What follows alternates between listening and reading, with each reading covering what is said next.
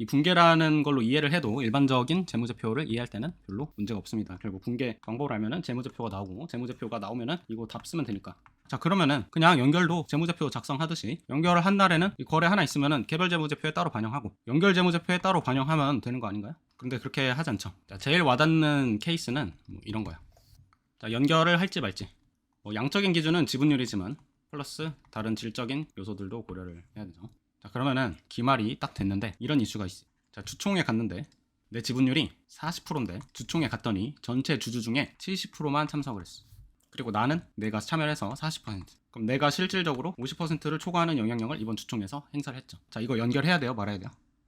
하지 말아야 된다. 오케이. 그러면은 과거 3년간 내 항상 실효 지분율이 60% 이상이었어. 자, 이런 일들이 과거 3년, 넘게 5년 이렇게 있었어. 나는 이 회사를 지배한 것입니까? 자, 중요한 거는 얘를 연결을 하냐 마냐가 중요한 게 아니라 연결할지 말지가 기말에 가야 확정이 된다는 거야. 내가 작년까지 연결을 했는데 근데 올해 중간에 지분율 변동이 있었어. 지분율 변동이 있었는데 얘가 어떤 영향을 끼칠지 몰라. 연결 OX에 있어서. 그러면은 이거에 대해서 기말까지 판단을 해봐야겠지. 이 상황이 지금 어떻게 굴러가는지. 자, 그러면은 좋아. 이 경우는 그렇다 쳐. 자, 연결해왔어. 거래가 있으면 연결해도 별도로 반영을 해왔어. 할지 말지 모르면 일단 반영해놓고 나중에 제거하면 되지. 근데 문제는 자, 연결을 하지 않아도 된다고 생각했어. 근데 알고 보니까 기말에 연결을 해야 됐어. 자, 그러면은 이 자회사 얘는 거래가 100만 개 정도 있는데 얘를 기말에 연결 입장에서 전부 다시 해석해야 되지. 자, 근데 삼성전자가 자회사가 몇 개 정도 될까요? 지분법 말고 연결 대상 회사 250개입니다. 자, 이런 이슈를 가진 회사가 있으면 이거는 현실적으로 불가능. 가능하다 하더라도 이거보다 훨씬 쉬운 방법이 있다. 이 짓을 이렇게 2번 반영하는 것보다 결국 뭐만 만들면 돼? 이것만 만들면 되기 때문에 이 실시간 붕괴에 집착할 필요가 없어. 그래서 얘를 이렇게 만드는 과정 중 하나가 연결 붕괴. 근데 연결 붕괴는 오도되는 측면이 있어. 자, 두 개의 재무제표가 있고 여기에 연결 붕괴라는 것을 하면은 자동으로 재무제표가 나온다. 이런 인상을 준단 말이야. 마치 그 과정이 프로세스가 정해진 것처럼 배웠는데 실제 연결해서 이 거래를 어떻게 표시하고자 하는 의도를 가지고 회계 기준을 만든 건가에 대한 고민이 없기 때문에 응용이 안 돼. 자, 그래서 그 3일 회계법인에서 매년 발간하는 연결회계 이론과 실무라는 책이 있는데 붕괴를 통해서 연결회계를 습득한다. 잘못된 개념입니다. 복식부기 개념을 통해 연결 거래를 분석한다. 잘못된 개념입니다.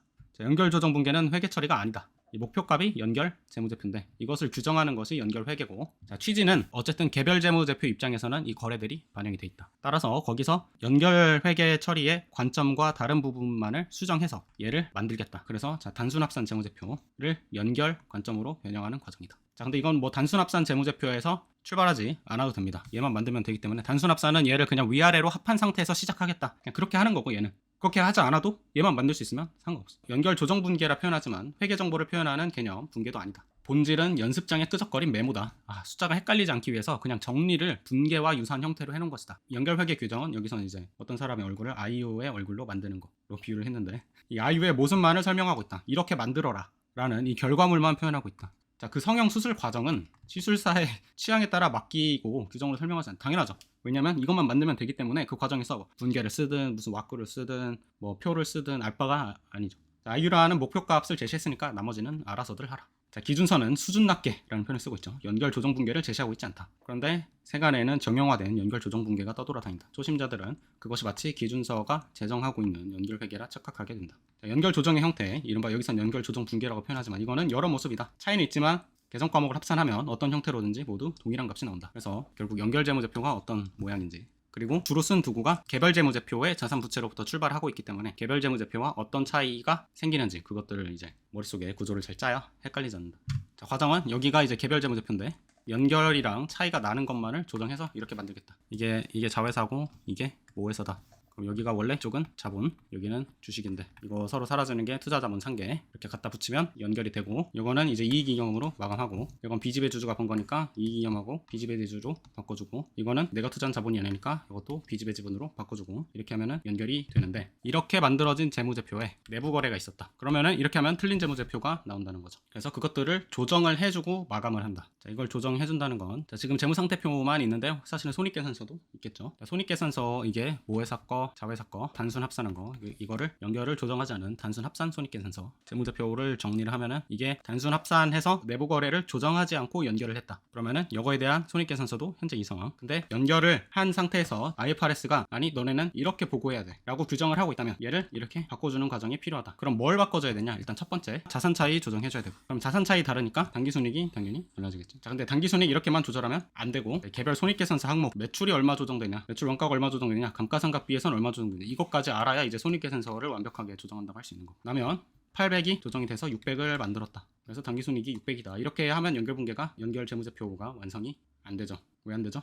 아니, 요거 이익영업이랑 비지배지분으로 나눠야 될 거 아닙니까? 자, 그러면은 이 200 차감된 거 얘가 조정됐을 때 순액인데, 그럼 이 조정된 게 모회사 쪽에서 조정되냐 자회사 쪽에서 조정되냐 이것도 결정을 해야 얘는 전체 다 이익잉여금으로 가는 거고, 얘는 지분율에 비례해서 이익잉여금이랑 비지배지분으로 가는 거기 때문에 이 200이 정확히 어떤 회사의 손익에서 조정이 될 것인가 이것까지 결정을 해야 된다. 그래서 그렇게 조정을 하면 200은 모회사, 이거는 자회사가 번 거니까 이렇게 이익잉여금이랑 비지배지분으로 나눠서 이렇게 조정한 다음에 마감분계를 치는 건데, 손익 차이는 자산 차이에서 나오고 그 자산 차이가 이 손익은 모회사에서 조정되는 거다. 이 숫자가 자산 A로부터 나온 거고 걔는 자회사에서 조정된다.